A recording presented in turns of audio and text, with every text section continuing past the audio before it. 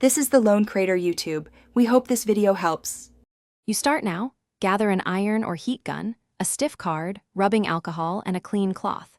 Test a hidden seam to verify the fabric tolerates 150–180 degrees C heat. This prevents damage. Once tested, apply focused heat to the graphic edge for 15 to 30 seconds to soften adhesive. Using a credit card, pry up a corner slowly. Do this gradually so the design peels rather than tears fibers. If nothing lifts, reheat briefly and try a different angle. Continue by alternating heat and scraping. Heat the area again for 15 to 30 seconds, then scrape firmly with the card to pull more of the graphic away. You want rhythm, heat, scrape, reposition, so the adhesive keeps softening without overheating the fabric. For stubborn bits, dab a cloth with rubbing alcohol and blot. The solvent breaks down residual adhesive, so the material releases more cleanly.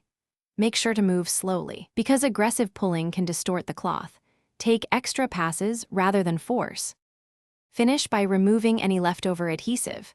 Dampen a cloth with rubbing alcohol or a mild adhesive remover and rub in small circles until residue loosens. Once the print is gone, wash the garment inside out on a gentle cycle and air dry to inspect the fabric for damage. If a faint ghost image remains, repeat targeted solvent work. If the graphic refuses to budge or fabric weakens, stop and consult a professional or consider a commercial heat press removal. Thanks for watching. Consider subscribing if we helped you.